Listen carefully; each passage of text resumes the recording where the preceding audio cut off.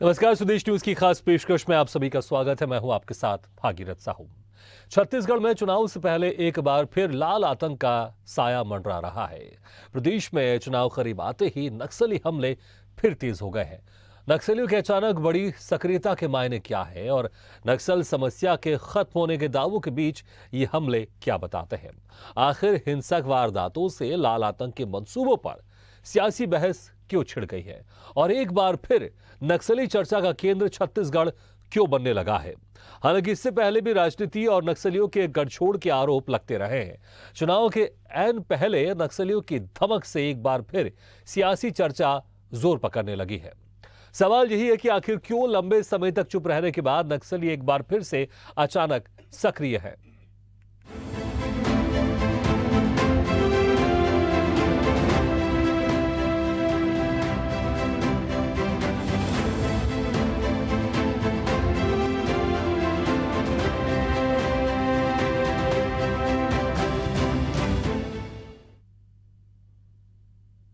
छत्तीसगढ़ में एक बार फिर चुनाव से पहले नक्सलियों की धमक दिखने लगी है। बस्तर में एक माह में 3 बीजेपी नेताओं की हत्या के बाद अब राजनांदगांव में 2 और दंतेवाड़ा में 1 जवान को नक्सलियों ने मौत के घाट उतार दिया। ऐसे में बीजेपी ने नक्सल मुद्दे पर कांग्रेस सरकार को कटघरे में खड़ा कर दिया। नक्सली हिंसा पर कांग्रेस की सरकार को संवेदनहीन बताया है। उनका कहना है कि इतनी बड़ी वारदात हुई लेकिन एक भी कांग्रेस नेता का बयान नहीं, सभी अपने नेताओं को बचाने में लगे रहे। बीजेपी का कहना है कि नक्सली हिंसा में 2 जवान शहीद हो गए हैं, उन्हें हम सलाम करते हैं। दुर्भाग्य है कि मुख्यमंत्री और ना ही कांग्रेस के किसी राष्ट्रीय पदाधिकारियों ने अपने संवेदनशीलता भी व्यक्त नहीं किया। कांग्रेस संवेदनहीन हो गई है। कांग्रेस को जवानों के शहीद होने पर कांग्रेस नेताओं को कोई मतलब नहीं रहा है। इधर कांग्रेस ने भाजपा के इन आरोपों को खारिज कर रही है। उनका कहना है कि नक्सली लगातार पीछे धकेले जा रहे हैं। नक्सली द्वारा जवानों की हत्या कायराना करतूत है, लेकिन भाजपा लाशों पर राजनीति कर रही है।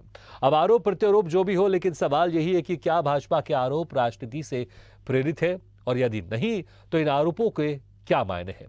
चर्चा करेंगे। इससे पहले सुन लेते हैं सियासी गलियारों की बयानबाजी।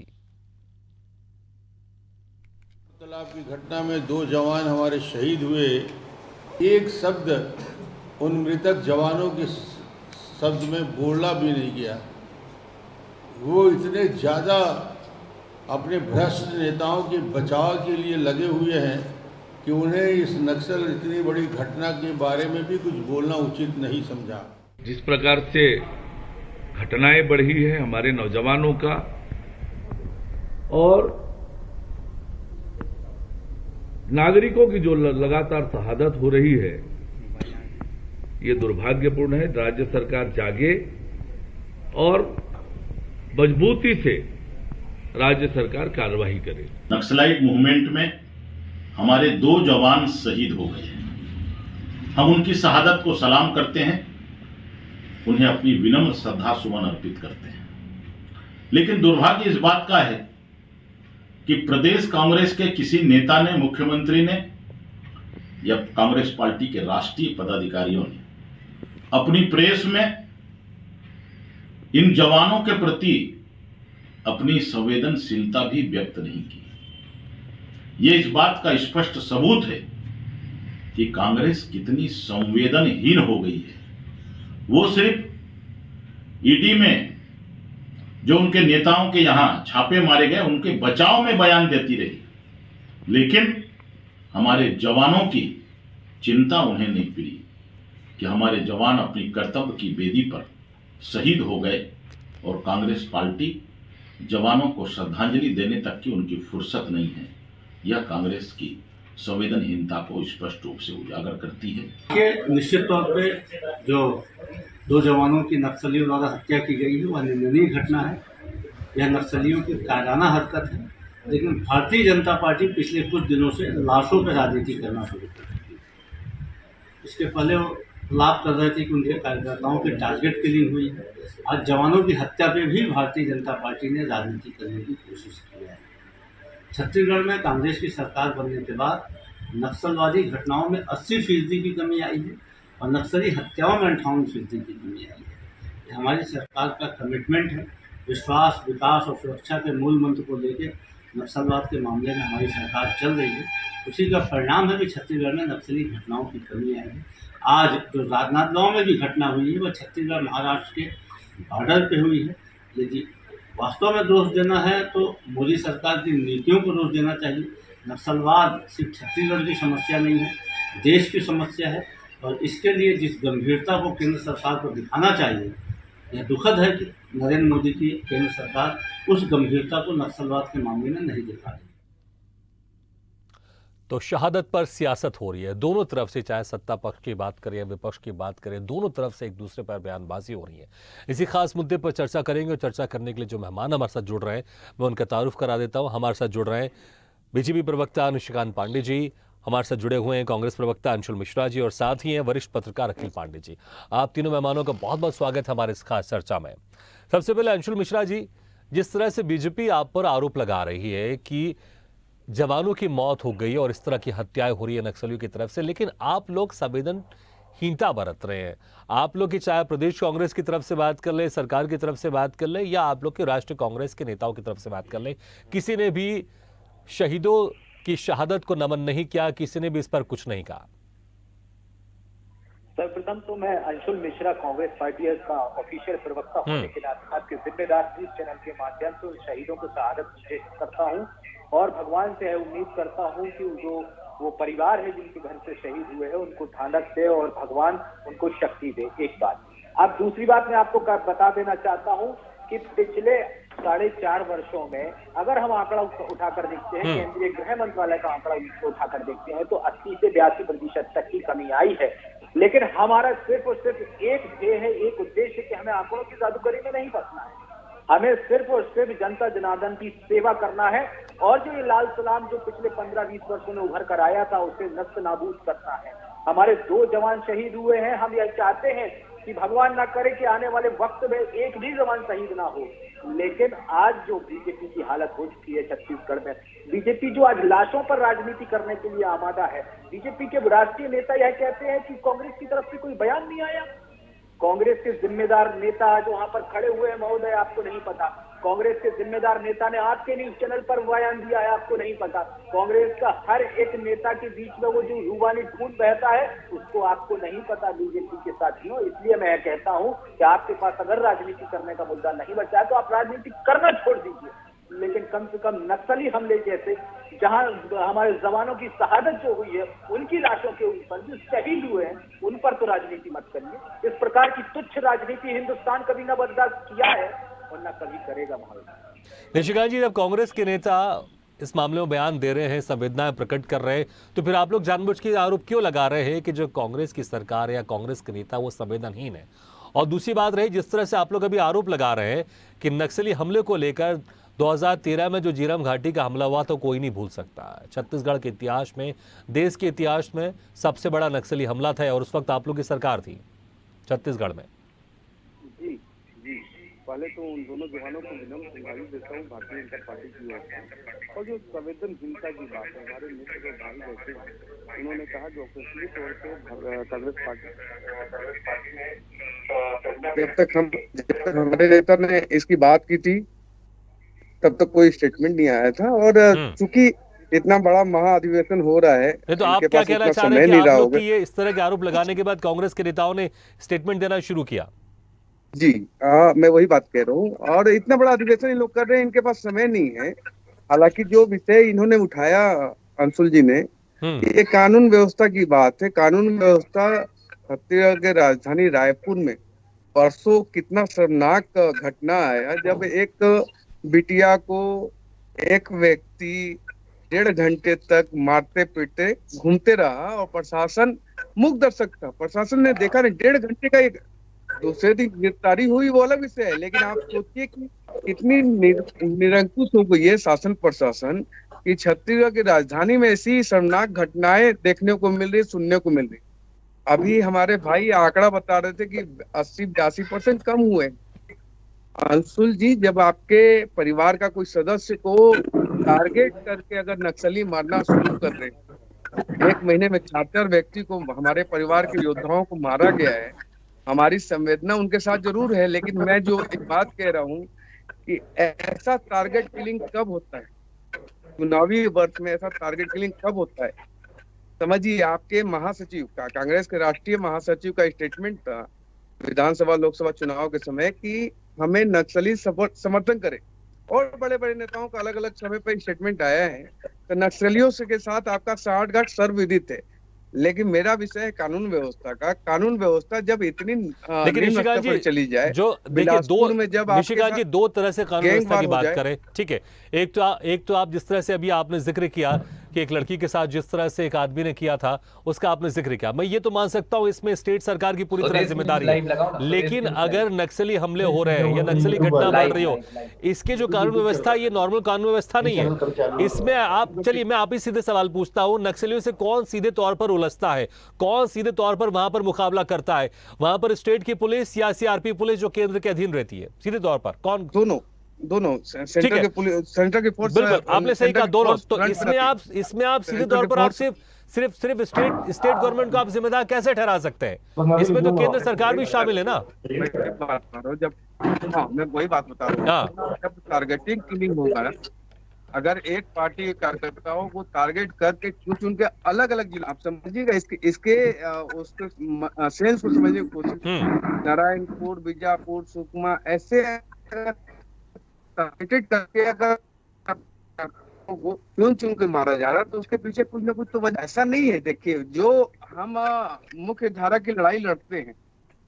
नहीं, हालांकि आपने इसके पहले जिक्र किया था, फिर से पूछ रहा हूं। तो आप ये कह रहे हैं कि प्रदेश की सरकार, जो प्रदेश कांग्रेस है, वो नक्सलियों के साथ मिलकर जानबूझ के भाजपा के नेताओं को किलिंग कर रही है, उनको मार रही है। आप ये सीधे तौर पर कहना चाहते हैं? हमारा आरोप यही है।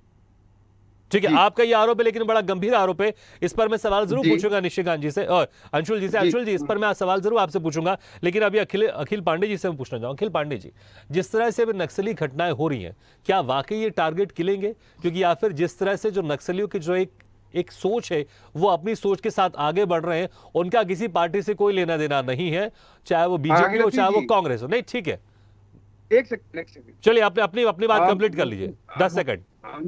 मेरा वीडियो हो सकता है वो हो जाए, मोबाइल डिस्चार्ज हो रहा है और चल रहा है। नहीं, ठीक है, हम कोशिश करेंगे आपको दूसरी तरह से कनेक्ट करने की। ठीक है अखिल जी, मैं वही कह रहा था, जिस तरह से नक्सलियों की एक मानसिकता है, हालांकि अब नक्सली के जो उद्देश्य वो नहीं रह गया।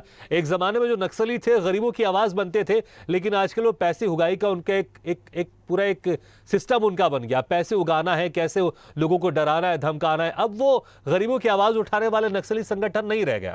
अब वो सबको पता है कि नक्सली एक तरह से अपराधी है, और बिल्कुल खूंखार अपराधी, इसमें कोई शक नहीं है। लेकिन क्या पार्टी से इसमें किसी का लेना देना? जिस तरह से निशिकांत जी गंभीर आरोप लगा रहे हैं कि प्रदेश कांग्रेस और सरकार मिलकर बीजेपी के नेताओं की टारगेट किलिंग करवा रही है, इस पर कितने जो जनता इस पर विश्वास करेगी, या फिर सिर्फ एक राजनीति बयानबाजी है?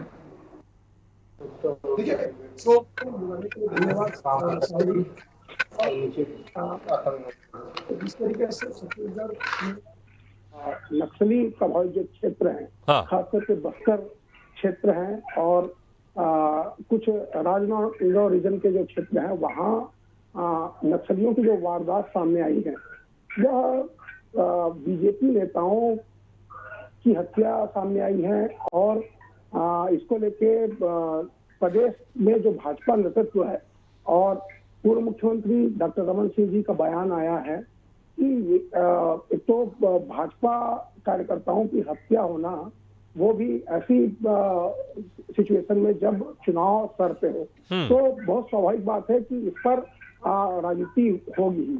लेकिन मामला अभी थोड़ा से घालमेल है कि ईडी का भी यहाँ काफी फोकस है खबरों में।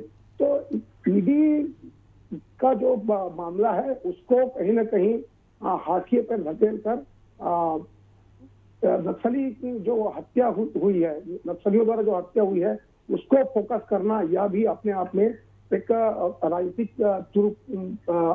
राजनीतिक विषाद है। हाँ। अब देखिए कि नक्सली जो है वो टारगेट किलिंग कर रहे हैं या आरोप जो लगा रहे हैं, और जो इसमें राजनीतिक जो घालमेल है, हाँ, उसकी बात कर रहे हैं, इस पर तो एक जांच का विषय है। इस पर सीधा सीधा कुछ भी कह पाना मुश्किल है।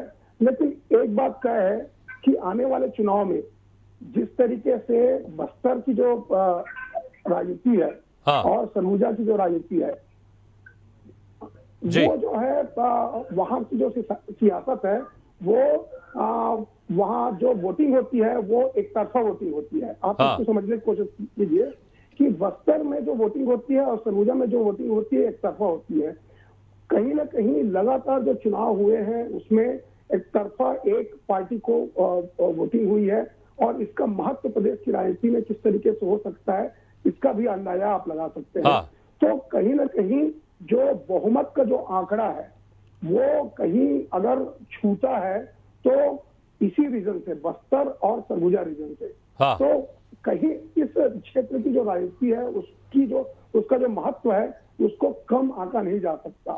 यही कारण है कि बीजेपी जो है इस मामले को किसी भी तरीके से, जैसे कि ईडी का जो मामला आ गया है वो फोकस्ड है मीडिया में, मेन स्ट्रीम में, तो नक्सली वाला जो मामला है वो कहीं पे दब ना जाए इसको लेकर बीजेपी गंभीर है। और यही कारण है कि लगातार इस मामले को न केवल चक्का जाम भी किया गया था बल्कि इसको लगातार इस मीडिया में उछाला जा रहा है। बिल्कुल, इसमें कोई शक नहीं है, क्योंकि जिस तरह से आपने कहा, बस्तर का आपने जिक्र किया चुनाव के समय, क्योंकि दोनों पार्टी चाहेंगे कि यहां पर बेहतर उनका अच्छे परिणाम मिले और ज्यादा से ज्यादा वो सीटें यहां से जीत कर आए। इसलिए दोनों पार्टी ये कोशिश कर रही है कि जो मुद्दे यहां से जनता को कन्विंस कर सकते हैं उसके साथ आगे बढ़ रही है। लेकिन अंशुल मिश्रा जी, अगर 2013 का अगर मैं जिक्र करूं, जब झीरम घाटी में हमला हुआ था नक्सलियों का, बहुत बड़ा हमला था जिसमें कांग्रेस के कई बड़े नेता उसमें नक्सलियों द्वारा मारे गए थे और कई जवानों की इसमें शहादत हो गई थी। और उस वक्त केंद्र में कांग्रेस की सरकार थी, प्रदेश में बीजेपी की सरकार थी।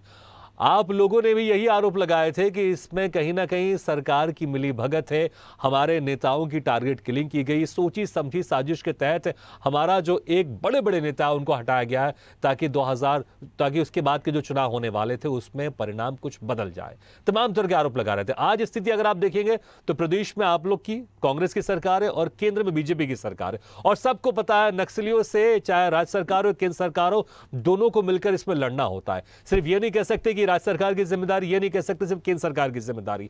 अगर जब आप लोग के दोनों की ड्यूअल जिम्मेदारी है, फिर एक दूसरे पर आरोप क्यों लगा रहे हैं आप लोग कि हमारे सरकार में ऐसा हुआ, आपकी सरकार में ऐसा हुआ, हमारी सरकार में नक्सली हमले कम हुए, बीजेपी आरोप लगा रही कि आपके सरकार में कल तो नक्सली हमले बढ़ गए। ये तो दोनों आप लोग की जिम्मेदारी है ना एक साथ।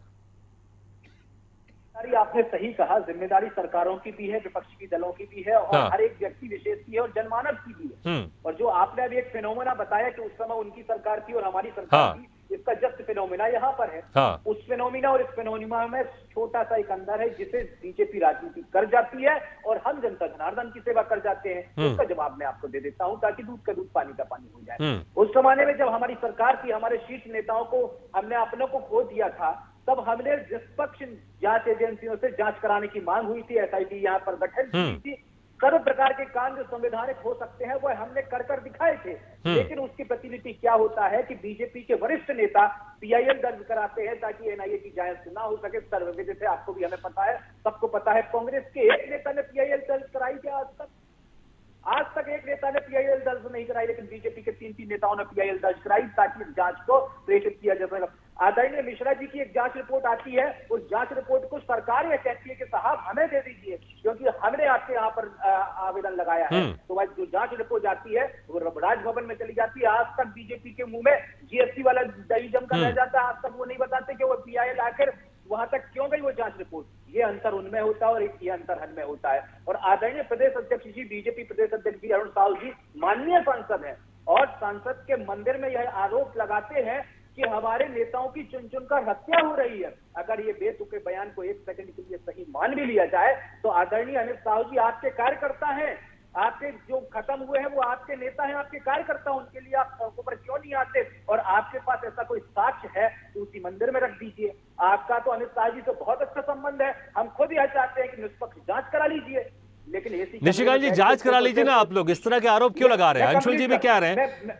हाँ, मैं कंप्लीट कर रहा हूँ, इस प्रकार इन्होंने कोई जांच आज तक कराई ना। आज तक मेरे को छत्तीसगढ़ के शीर्ष नेतृत्व से लेकर निशिकांत जी से लेकर और धरातल स्तर के ब्लॉक नेता को लेकर किसी भी नेता कार्यकर्ता का नाम बता दीजिए जिसने आज तक यह आवेदन पत्र लिखा हो कि निष्पक्ष जांच होना चाहिए केंद्रीय गृह मंत्रालय। निशिकांत जी ठीक है अंशुल जी, हो गया आपका, हमारी सरकार ने लिखा, ठीक है, ये वैलिड सवाल है, ये वैलिड सवाल है। निशिकांत जी, केंद्र में आपकी सरकार है, जांच करा लीजिए, आपके पास तो एनआईए है, सीबीआई है, तमाम बड़ी बड़ी एजेंसियां हैं, जांच करवा लीजिए ना, आप दूध का दूध पानी का पानी हो जाएगा। इस तरह के सिर्फ आरोप लगाने से कैसे चलेगा? जब आप लोग के पास सारे अधिकार है, जांच करा लीजिए, राज्य सरकार भी कह रही है जांच करवा लीजिए, फिर आप लोग जांच क्यों नहीं करवा रहे? जांच करवाइए और दूध का दूध पानी का पानी कीजिए आप लोग। निशिकांत जी, कल तक जांच की जो बात हो रही थी तो एनआईए और बाकी सारे संवैधानिक संस्थानों पे इनको भरोसा नहीं हुआ करता था। अभी जब नक्सली हमले हुए तो हमारे प्रदेश के मुख्यमंत्री ने इसको लिख दिया एनआईए की जांच के लिए। ठीक है, बहुत अच्छी बात है। हमको मेरा वादा है समर्थन इस बात में, चलिए उन्हीं से बात जांच करा दी, जो आपके पास एजेंसी है उनसे जांच करा दी, लेकिन जांच अवश्य कराई। वही निशिकांत जी मुझे क्या ये बता देते हैं, बता सकते हैं क्या उन्हें अपने लेटर हेड पर केंद्रीय गृह मंत्रालय को लिखकर भेजा? ठीक है अंशुल जी, ठीक है, आपने सवाल पूछा, जवाब देने दीजिए। ठीक है, जवाब दे दीजिए। हाँ, आ रही आपकी आवाज आ रही। ठीक है, हाँ निशिकांत जी बोलिए आपने। अंशुल जी, कल तक जिस सरकार और जिस नेताओं को, कांग्रेस पार्टियों को केंद्र सरकार के केंद्रीय एजेंसी को, मैं आपसे कह रहा हूं उन्हीं एजेंसियों को जांच करा लीजिए। अच्छा ठीक है, आपने ये सवाल किया है, उसी का तो जवाब दे रहे हैं, वो जवाब तो देने दीजिए उनको, जवाब दे रहे हैं। कमीशन में भरोसा नहीं है, ईडी पे भरोसा नहीं है, अपना ईवीएम में भरोसा नहीं है, वो उसने फिर से किस मंशा से एनआईए के लिए जांच के लिखा है, वो भी एक शक के घेरे में। हालांकि इसकी जांच होगी और बहुत शानदार होगी, इसके रिपोर्ट भी आएंगे। बात हमारे अंशुल मिश्रा जी ने, जस्टिस मिश्रा जी की रिपोर्ट भी कही। आखिर जस्टिस मिश्रा जी की रिपोर्ट में ऐसा क्या था जो हमारे मुख्यमंत्री ने दूसरा कमेटी गठन करने की बात में, दूसरे तरीके से जांच करने की बात की? इसको तो पटल पर रखना पड़ेगा, पड़ेगा कि आखिर मंशा ठीक है निशिकांत जी, आपने कहा कि इसकी जांच होगी और इसकी जांच बिल्कुल होनी चाहिए। ठीक है ठीक है, कांग्रेस पार्टी जांच की भी बोल रही है और आप भी जांच की बात करें तो जांच हो जाने दीजिए। मुझे लगता है तब तक थोड़ा इस तरह की जो बयानबाजी है इससे दूर रहना चाहिए। ठीक है, 10 सेकंड अंशुल जी, 10 सेकंड में अपनी बात कंप्लीट कीजिए। मैं 5 सेकंड में अपनी हाँ बात प्लीज। करता हूं। अरे निशिकांत जी, जो है उस समय बोलते थे कि हमको सुरक्षा दीजिए, मेरे पास जेल में जो मिश्रा जी की रिपोर्ट है वो आज तक सरकार के पास नहीं आई है, राज्य बन गई है। और चलिए ठीक है, समय बहुत कम है, हमारे पास। एक लास्ट कमेंट अखिल जी, देखिए कांग्रेस भी तैयार है जांच के लिए, बीजेपी भी तैयार है जांच के लिए, तो मुझे लगता है इसकी जांच जरूर होनी चाहिए। और फिर से मैं कह रहा हूं, ये तो कांग्रेस और बीजेपी की दोनों की जिम्मेदारी, क्योंकि राज्य में कांग्रेस की सरकार है, केंद्र में बीजेपी की सरकार है, तो दोनों मिलकर दोनों की जिम्मेदारी। अगर कहीं पर अगर नक्सली घटनाएं कम हो रही है, ज्यादा हो रही है, तो दोनों की जिम्मेदारी है, लेकिन फिर भी दोनों एक दूसरे पर आरोप लगाते रहते हैं। इस मामले में अगर देखें तो 10 साल पहले ये घटना हुई थी, लगभग 11 साल हो गए। 2012 में ये घटना हुई थी, और आज जब बात जांच की होती है तो ये थोड़ा सा मामला पेचीदा है। उस समय केंद्र में मनमोहन सिंह जी की सरकार थी और उस समय एनआईए को जांच के लिए सौंपा गया था केंद्र सरकार द्वारा। आज जो है केंद्र में बीजेपी की सरकार है, नरेंद्र मोदी जी की सरकार है, और ऐसे में एनआईए पर वही बात जो पूर्व मुख्यमंत्री रमन सिंह ने ये बात उठाई है कि एनआईए उस समय केंद्र की सरकार ने, मनमोहन सिंह सरकार ने जांच की। अखिल जी समय बहुत कम है, 10-15 सेकंड में अपनी बात कंप्लीट कर दीजिएगा प्लीज। हाँ, उसी एजेंसी को लेके अब राज्य सरकार जो अब कांग्रेस की सरकार है वह अविश्वास कर रही है। तो अब क्योंकि एनआईए की जांच चल रही है, ऐसे में राज्य सरकार से जो है जांच कर नहीं सकते। ये जांच वाली बात है, जो भी है दूध का दूध और पानी का। ठीक है, तो मुझे लगता है बिल्कुल आपने सही कहा कि दूध का दूध पानी का पानी हो जाएगा। और जब राज्य सरकार भी चाहती है, केंद्र सरकार भी चाहती है जांच होनी चाहिए, और बीजेपी वाले भी चाह रहे, कांग्रेस वाले भी चाह रहे जांच होनी चाहिए, तो जांच होनी चाहिए, क्योंकि इस पर जो शहादत हो रही है उस पर सियासत नहीं होनी चाहिए, जांच होनी चाहिए। आप सभी मेहमानों का, निशिकांत जी, अंशुल मिश्रा जी और अखिल पांडे जी, आप सभी मेहमानों का बहुत बहुत शुक्रिया हमारे इस खास चर्चा में जुड़ने के लिए। तो लगातार केंद्र सरकार की तरफ से भी कोशिश की जा रही है, राज्य सरकार की भी कोशिश की जा रही है कि जो नक्सलियों का कुनबा है उसको कम किया जाए। हालांकि अगर आंकड़ों के हिसाब से देखें तो कुछ सालों से नक्सली धीरे धीरे सिमटते जा रहे हैं, अब सिर्फ कुछ ही क्षेत्र में बाकी हैं। लेकिन बीच बीच में अपना प्रेजेंस दिखाने के लिए, अपना अस्तित्व दिखाने के लिए वो इस तरह के हमले करते हैं, लेकिन इस हमले को भी रोकना है और ये जिम्मेदारी राज्य सरकार, केंद्र सरकार दोनों की ड्यूल जिम्मेदारी है। और कभी इस तरह की कोई बड़ी घटना होती है तो उस पर तुरंत जांच होनी चाहिए ताकि दूध का दूध पानी का पानी हो जाए और इसके पीछे जो भी जिम्मेदार है उसके ऊपर कड़ी से कड़ा एक्शन होना चाहिए और उनके खिलाफ कड़ी से कड़ी इस पर कार्रवाई होनी चाहिए, लेकिन शहादत पर सियासत नहीं होनी चाहिए। इसी के साथ हमारे इस खास पेशकश में फिलहाल इतना है, लेकिन खबरों का सिलसिला लगातार जारी। आप देखते रहिए स्वदेश न्यूज, सबसे पहले देश।